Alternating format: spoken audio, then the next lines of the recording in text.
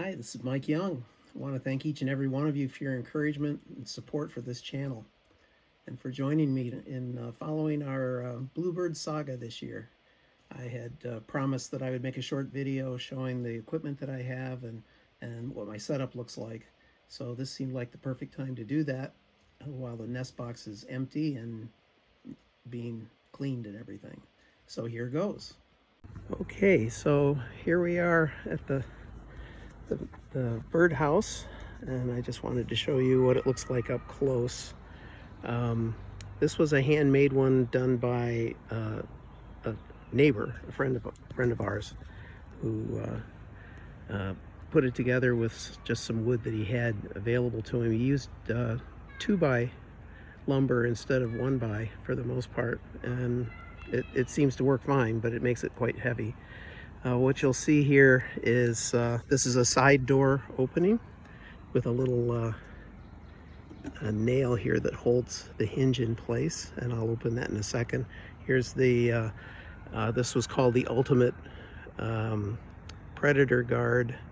It's got other names, a knoll guard as well, but what you can see is that there's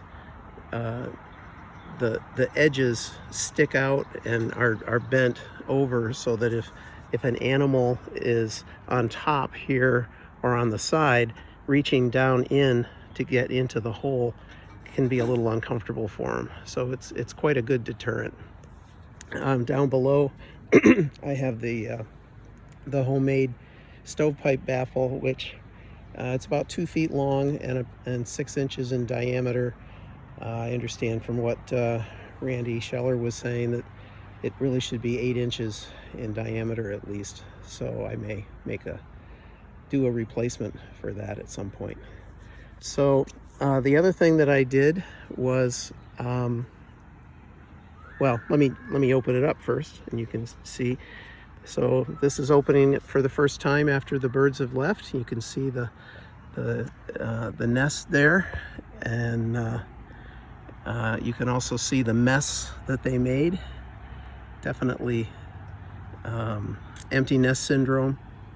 And up at the top is my camera that you've been watching everything from.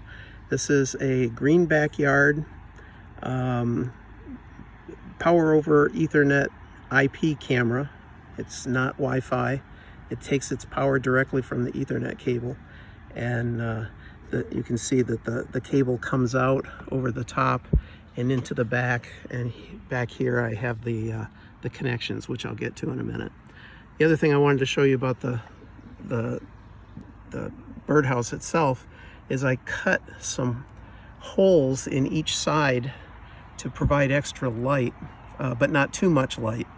But when a bird is in the main entrance, it gets really dark in there, and the camera was switching back and forth between infrared and visible light, and that was annoying. So what I did here was I bought some the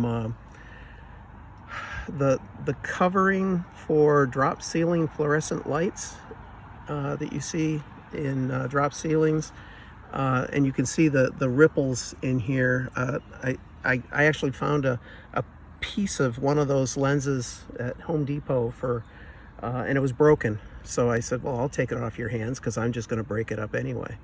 And I inserted that in there to provide so that it's only translucent. You can't see through it. So predators can't see in and the birds can't see out and be spooked by that. And then that's covered by a little piece of plexiglass and another plexiglass.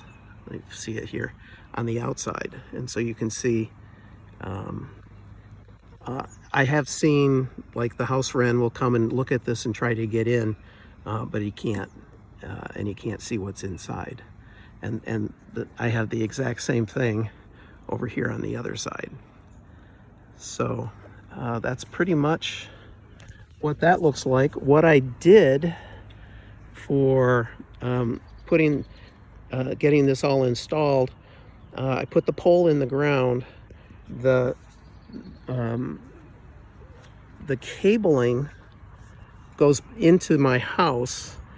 This and what you'll see is the cable actually goes into the pipe, and it comes out through a hole in the ground at the bottom, and then it's buried and goes in until it comes over to the house and goes inside the house. It's shielded Cat 6 external cable, and then I bring it in here. There's a little surge protector that's grounded to the pole, and then the whole connection is protected by a baggie to keep the rain out, and that's how that works. You also see here the mount for a sparrow spooker, which is a post that comes up and has some things dangling down over top. I haven't actually had to use it, but it's easier to have everything installed in case I need it at a later time. I think that's about all there is to say there. What I'm going to do now is remove the nest, because we're done with it. And I don't know if you saw all the stuff hanging out the bottom, coming out the bottom when I did that. There's a lot of things that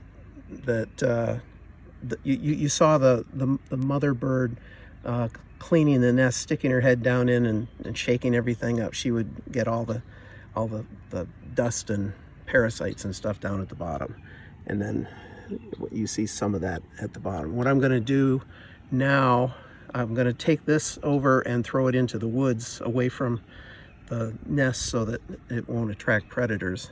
And then I will I'm going to remove the whole box from the pole, and I have to remove the camera from it so that I can wash everything out and get it cleaned. So we'll do that, and we'll take it from there.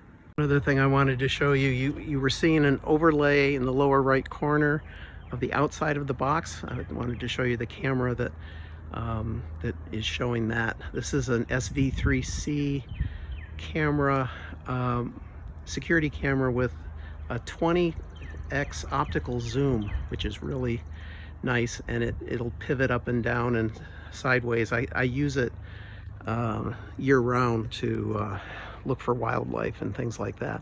But during this time, I had it pointed pretty much at the birdhouse all the time. And if I turn around, this is the view that it sees.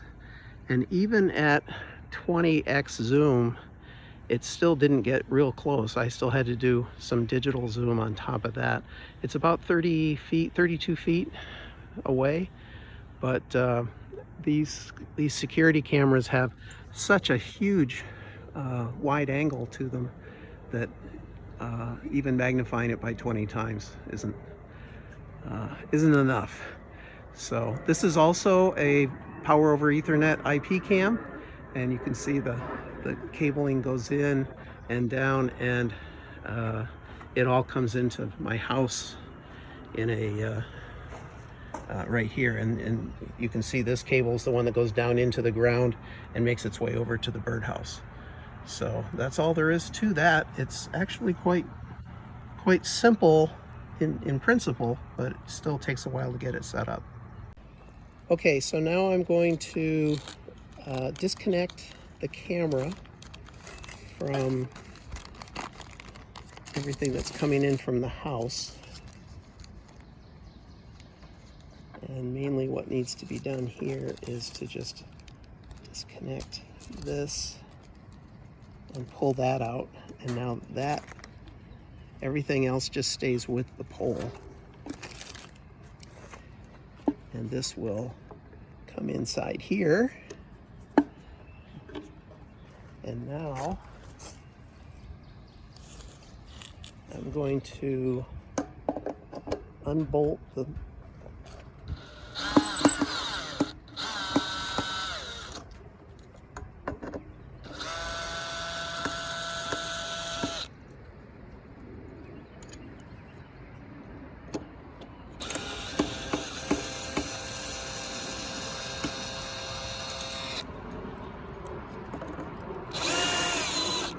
okay.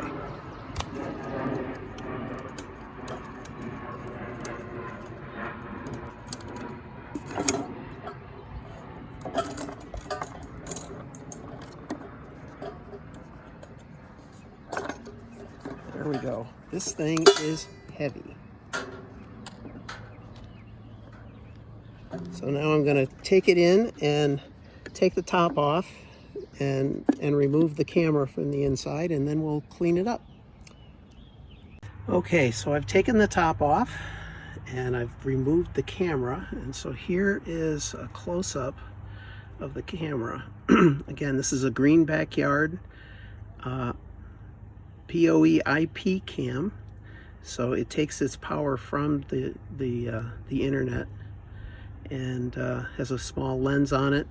You can manually adjust the focus.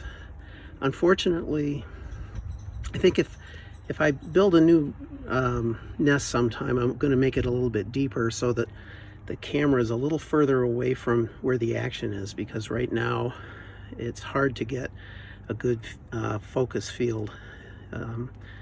When the box is empty, the bottom is out of focus. If you want the birds to be in focus, and you probably saw that the fledglings, as they got bigger, they became a little more out of focus, but I couldn't reach in at that point to adjust the focus. I haven't seen one of these that has an automatic focus or a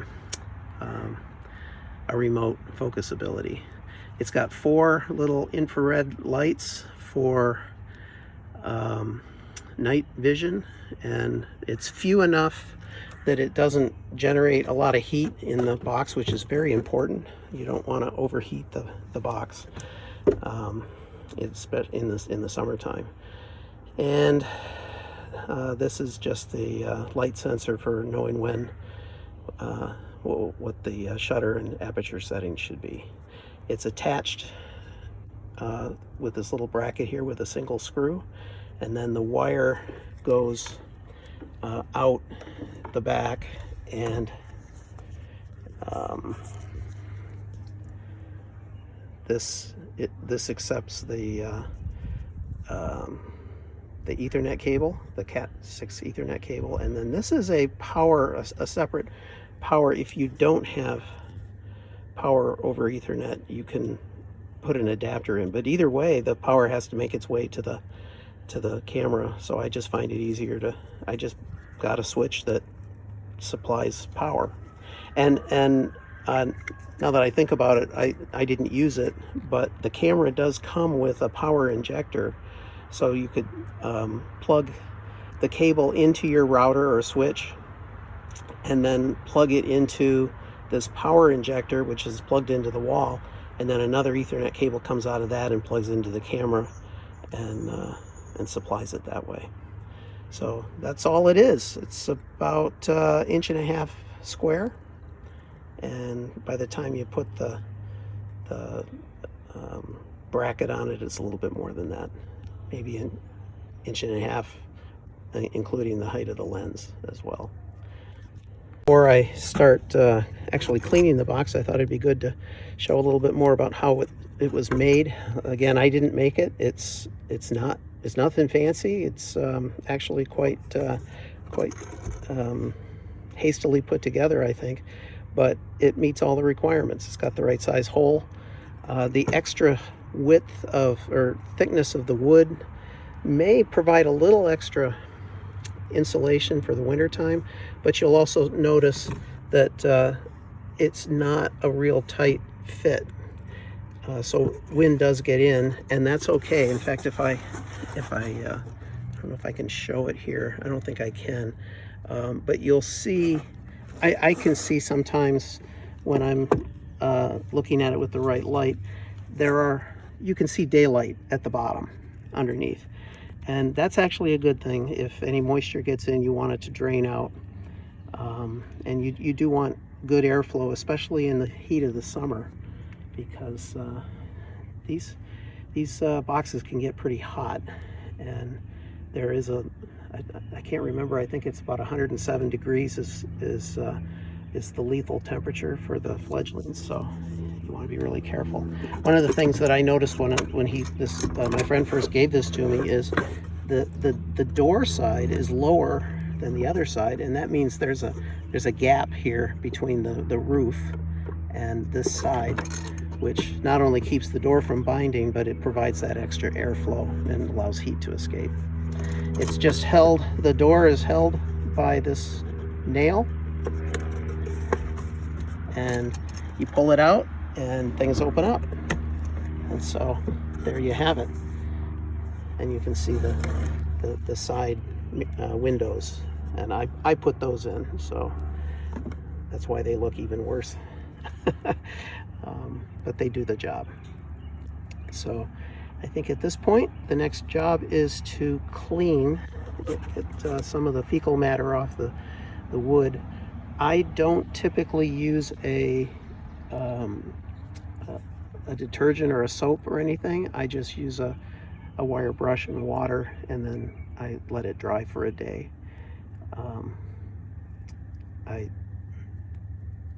I don't know if using soap or a detergent is a bad thing. I just didn't want there to be any residue or odor that might cause the birds to not want to be here. And they seem to like it, so I'll do it this way.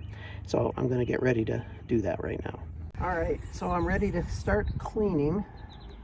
I'm going to open this back up again if I can get the nail out. There we go. And I think I'll start out by just sweeping out the dust and stuff, which there is quite a bit of.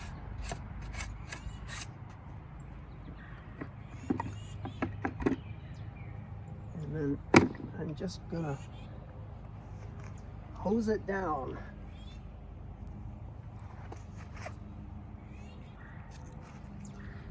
I can get there we go. And I'm gonna kind of blast it a little bit.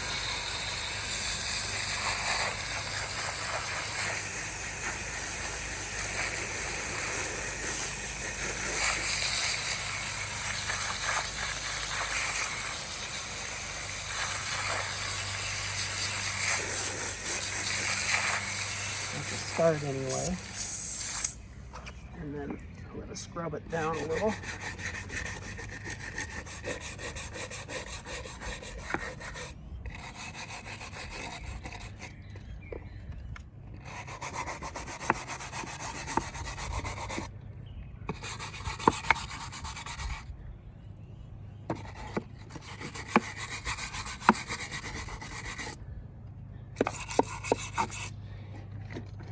This doesn't really fit in there, but it really needs to be cleaned because there was quite a bit of fecal matter that made it onto that.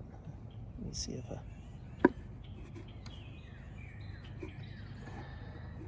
there, that seemed to do it. And then I'm going to rinse it some more. And one of the things that I look for when I'm rinsing is that the sudsing stops. As you can see, some sudsing that goes on there.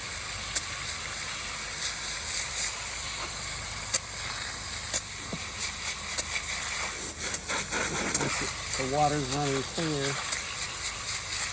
just kind of assume that it's good enough.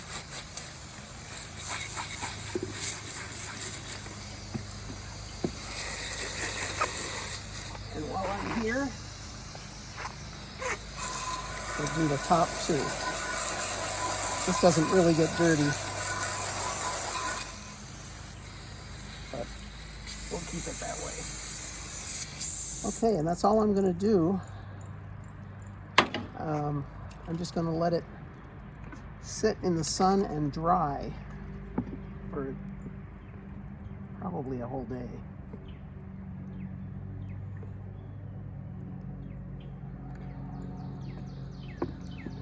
Way. And once it's dry and I'm satisfied that there's no moisture or water in it anymore, we'll put it back together. Before I go any further, I want to make it clear that I bought all the cameras and equipment, all except the Nestbox itself, by myself. I did not get anything from any of the manufacturers, so anything that I say about the equipment is my opinion only. I'm not getting remunerated for anything that I say. I have been that said, I've been very happy with the Green Backyard camera. But that's not to say I haven't had some trouble with them. The model that I have is not actually waterproof, which is something to keep in mind since it's an outdoor Nestbox. It doesn't typically get wet inside the Nestbox, but I did have a problem where the connector to the Ethernet cable, which is outside the Nestbox, the contacts got wet and rusted, and so I had trouble. I also had some other issues with it. I ended up having to give up on that one. It failed eventually. Since I figured it was all my fault, I bought another one, and that one worked very well and had no problem with it until we had a lightning storm and had a very close lightning strike, and the surge fried it. So that's certainly not their fault, but I have to say their customer support is amazing. I sent them an email, a support ticket, and they got back to me within a day and helped me troubleshoot things. The guy had me take the back off the camera and take pictures of it so he could see it. When it was all was said and done, they actually sent me a free replacement, and they said, don't bother sending the old one, just keep it, and if the new one fails, we'll ask you to send both of them back. So I'm working with the replacement now, and it's working fine. I haven't had any problems. So, but they've just been very helpful. So I've been really happy with them. I did install surge protectors at each end of the underground Cat 6 cable, so hopefully that will also help a little bit. But I don't think it would give me any insurance against a lightning strike again. I have noticed that Green Backyard has upgraded their camera so that it is now more watertight, and so that's a good thing. They didn't change the price, but they did do that improvement, which is really a good thing that they did. Like every camera out there these days, it comes with pretty much everything you need, including 100 feet of cable, which I didn't use because I was burying mine underground, and I wanted to use a shielded outdoor cable. It also comes with an app for your phone or your desktop that so if all you want to do is just view the output of the camera, you're pretty much good to go with that. I happen to be a retired software engineer, and so I tend to think a lot more about security and privacy, and all these cameras are made in China, and the fact is that they like to phone home, and even if you tell them not to, they do it anyway. So I have a firewall, and I prevent all communication of my cameras with the internet, which means you can't access it through their app.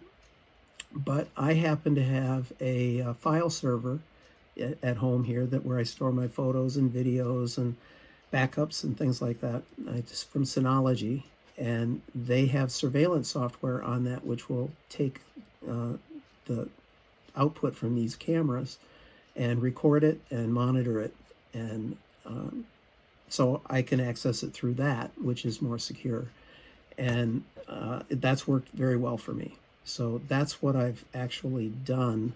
You don't have to do that, but it made it easier for me to do things like make videos, because I can just go back to the recordings at any time and splice something together from that.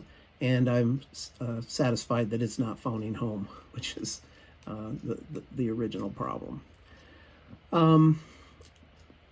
Another option, if you don't want to use their app and you do something like what I did to keep it from the camera from talking to the internet, there is an application called VLC, which is available on Windows, Mac, iOS, Android, everything, and it will read the stream that comes directly out of the cameras as long as you're on the same network.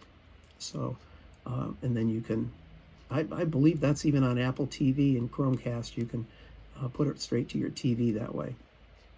So that's it for that. The other one I wanted to talk about is the SV3C camera that I showed you, that's mounted to the corner of the house, that gives me the outside view of the camera. That was a really good bargain when I got it. I was pleased to get it. What I really cared about was the fact that it was a very high zoom. It's 20x optical zoom, and I wanted to be able to zoom in as much as I could on the birdhouse. It's also a pan tilt zoom, a PTZ camera, so I can control wherever it points, up, down, left, right, zooming in and out. I can control that from the comfort of my laptop, and that's really handy as well, because I use that camera to check out nighttime wildlife in the yard as well. The only thing I don't like about it is that it's kind of wobbles a little bit on its spindle, or whatever it is that it rotates on, and so when the wind is high and it grabs it, things wobble quite a bit. You probably saw that in the videos. It also isn't very precise in its location and in its movements. So if you tell it to go to a preset location, it doesn't always get to exactly where you expect it to be. You get what you pay for. I'm satisfied with it because what I really cared about was the zoom. So I'm happy with what I got. But you might want something different, or you might not need an outside view of your Nestbox anyway. We are having very sunny and hot weather here today. I've checked, and the box is already dry and ready to go, so I've mounted it back on the pole, and getting ready to start up the new live stream. So that's probably going to be up before this video. So hope to see you again, and happy birding.